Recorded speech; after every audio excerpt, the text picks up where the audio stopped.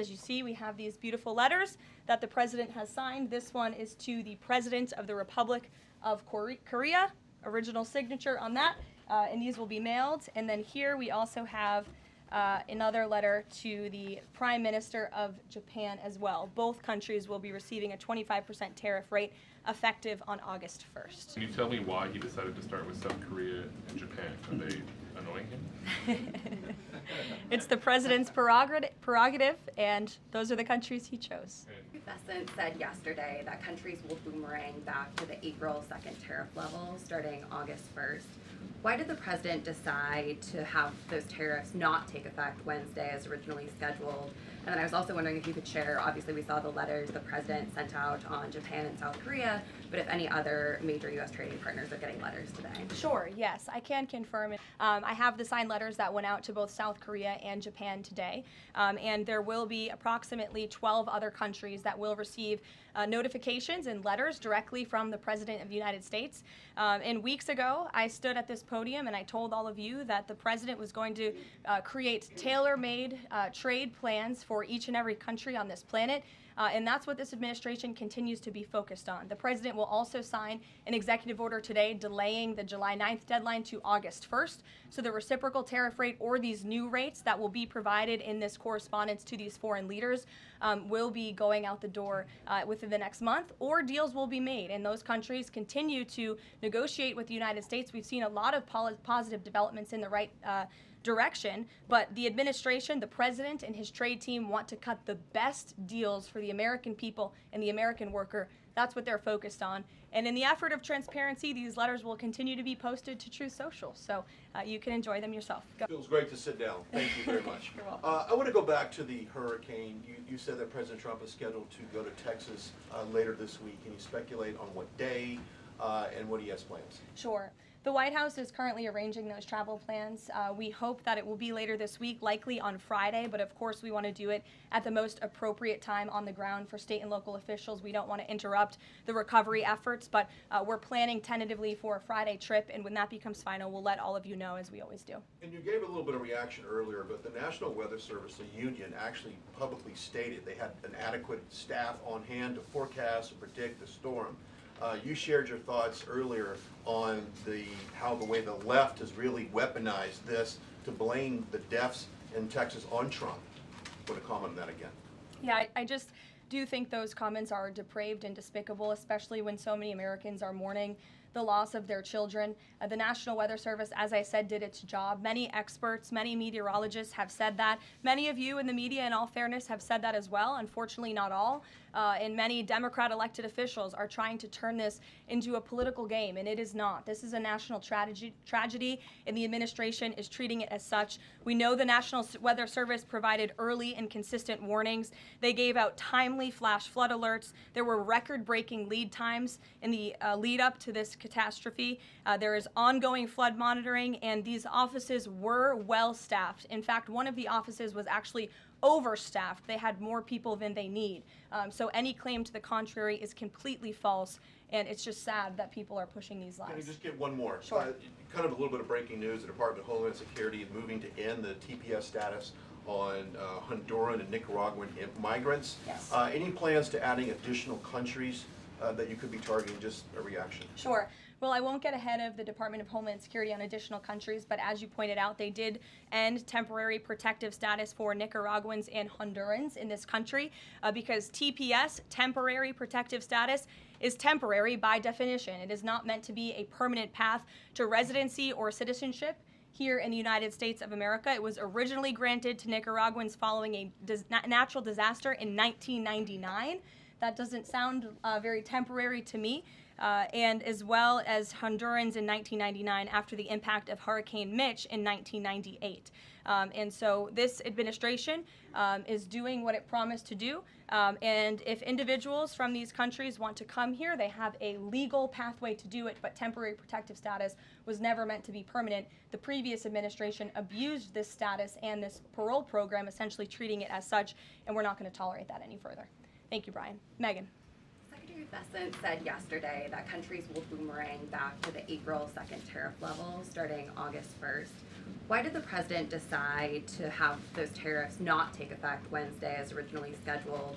And then I was also wondering if you could share, obviously we saw the letters the president sent out on Japan and South Korea, but if any other major U.S. trading partners are getting letters today. Sure, yes, I can confirm. In fact, I have those letters. If you could get me the folder with the letters in them, Liz, they're right in the previous office. I have the signed letters that went out to both South Korea and Japan today. And there will be approximately 12 other countries that will receive notifications and letters directly from the President of the United States. And weeks ago, I stood at this podium and I told all of you that the President was going to create tailor-made trade plans for each and every country on this planet.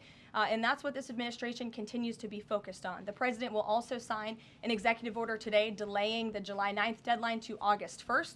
So the reciprocal tariff rate or these new rates that will be provided in this correspondence to these foreign leaders will be going out the door within the next month, or deals will be made. And those countries continue to negotiate with the United States. We've seen a lot of positive developments in the right direction, but the administration, the president, and his trade team want to cut the best deals for the American people and the American worker. That's what they're focused on. And in the effort of transparency, these letters will continue to be posted to Truth Social, so you can enjoy them yourself. Go ahead. Thanks, Caroline. Just about the visit of Prime Minister Netanyahu today, I was just wondering why that is not open to the press. Previous visits by him, we've had Oval Office press conferences. Does that reflect somehow the kind of sensitivity of this particular visit? No, they're having a private dinner. There's many important matters that are obviously ongoing in the region, as you know. The utmost priority for the president right now in the Middle East is to end the war in Gaza and to return all of the hostages. Also, as you know, there was a ceasefire proposal that Israel supports that was sent to Hamas, and we hope that they will agree to this proposal. We want to see all of the hostages released. That's on the top of the president's mind, so that will be discussed, as well as the many other positive developments we've seen in the Middle East. I want to go back to the trade deals. As you see, we have these beautiful letters that the president has signed. This one is to the President of the Republic of Korea, original signature on that. And these will be mailed. And then here we also have another letter to the Prime Minister of Japan as well. Both countries will be receiving a 25% tariff rate effective on August 1st. Go ahead. Thank you so much. You said it, and the President said it many times, you want to see an end to the war in Gaza. Will he give guarantees during this 60-day period of ceasefire that actually the war will end? Because this is a sticking point with Prime Minister Netanyahu, and I'm wondering if they see eye to eye on this point. And how do you see the next day? What the next day in Gaza will look like? Look, right now the president is focused on today and to get the Hamas to agree to this ceasefire. I don't want to comment on the details of the arrangement out of respect for these negotiations, but a agreeable and appropriate ceasefire proposal has been sent to Hamas. And I can also tell you Special Envoy Witkoff intends to travel to Doha later this week, where he will continue to engage in these discussions. And the Qataris and the Egyptians have been incredibly helpful partners in mediating these negotiations and discussions to bring peace to this region and end this conflict once and for all. Kristen. Two questions. Thank you, Caroline. Sure. The first question is President Trump reconsidering his plan to phase out FEMA, given what officials have said is their critical role on the ground now in Texas? Look, the president wants to ensure American citizens always have what they need during times of need. Whether that assistance comes from states or the federal government, that's a policy discussion that will continue. And the president has always said he wants states to do as much as they can, if not more. And in the case of Texas, the state and local officials are doing a tremendous job. And I know the president, Secretary Noem, and the federal government are very proud to be working with them. And the president has promised to give Texas the assistance that they need during this tragic time. Just one follow-up on cuts overall. Over the weekend, President Trump said that Elon Musk was a train wreck. Are there, given this current viewpoint, are there concerns within the White House or from the president himself over the cuts that happened under Musk while he was advising DOGE, including the National Weather Service? I think I've already addressed that Kristen, and what I can tell you is that these offices were fully staffed. The San Angelo office was fully staffed with 12 forecast meteorologists. There were no vacancies. The San Antonio office was operating with 11 forecasters. And as Brian said, the union themselves said that there was adequate staffing. So I think those words speak for themselves, and the numbers speak for themselves. This was a once-in-a-century flash flood, a tragic natural disaster, and the administration is doing all that we can on the ground to help these families during this time of need. Jeff. Thanks very much, Caroline. Just following up on Kristen's question, is it still the president's plan to phase FEMA out by the end of this year? I just answered Kristen's question for you. One more, hold on, one more. Sure, I'll give it to you. Go ahead. The follow-up on trade as well. 12 more letters coming, you said. Can you give us a sense of which countries those are? I'll let the president reveal those in very due time. Keep your eyes on Truth Social. Michael, in the back. Thank you, Caroline. An armed shooter today was shot in McAllen, Texas, after opening fire on Border Patrol agents. Comes just days after Democratic Congresswoman Pramila Jayapal recently said she gets, quote, inspired when activists obstruct ICE. Does the White House expect Democrats to tone down their rhetoric in light of what we saw today in McAllen, Texas? We certainly call on Democrats to tone down their rhetoric against ICE and Border Patrol agents who, again, are everyday men and women. I would encourage AOC and other Democrats to actually meet with the United States Border Patrol. These are honorable Americans who are just simply trying to do their job to enforce the law.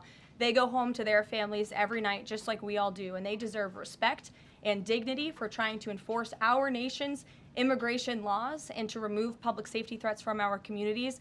The White House is aware of the shooting that took place today in Texas, and we are working with the appropriate federal agencies to get to the bottom of what happened. Caroline, the DOJ and FBI have now concluded there was no Jeffrey Epstein client list.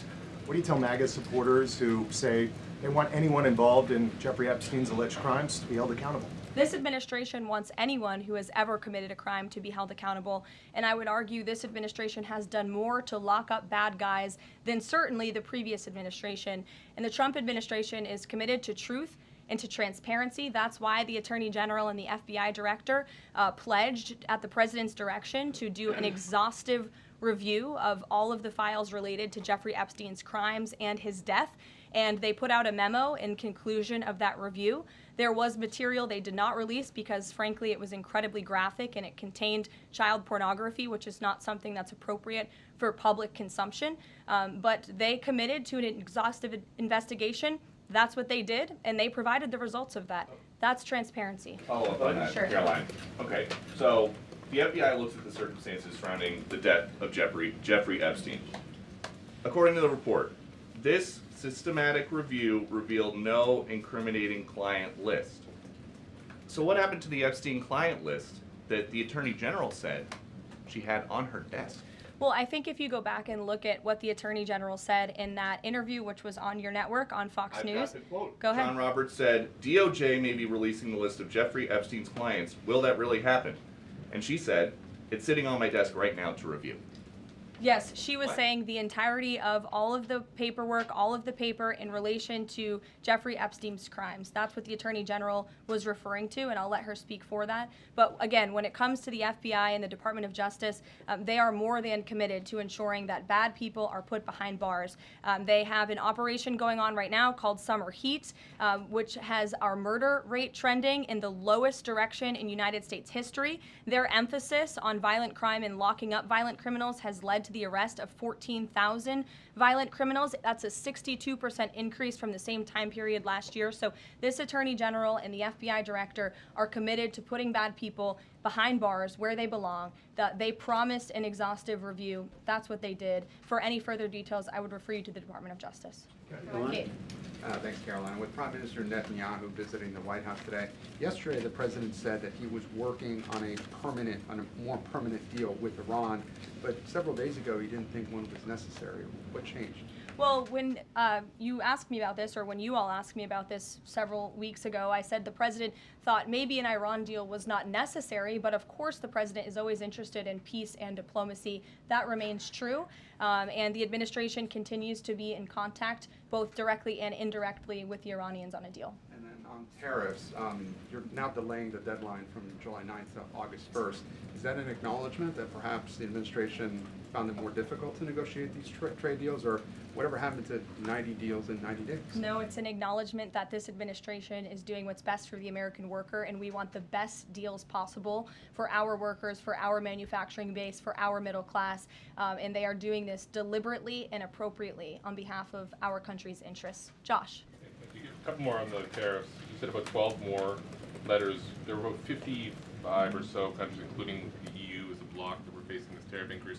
All of those, to understand you correctly, are now deferred to August 1st, right? Correct. And on the 12, what happens with the remaining, whatever it would be, 40 something? So just 12 today. There will be additional letters in the coming days. So all of them are going to get a letter at some point? Correct. Okay, and can you tell me why he decided to start with South Korea and Japan? Are they annoying him?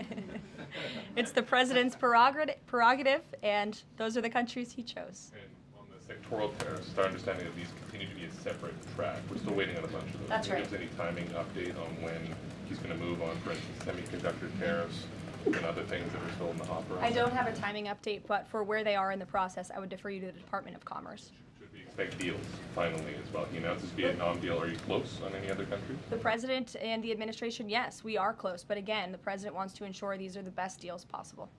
And I would add just one more thing on trade and tariffs to wrap it up.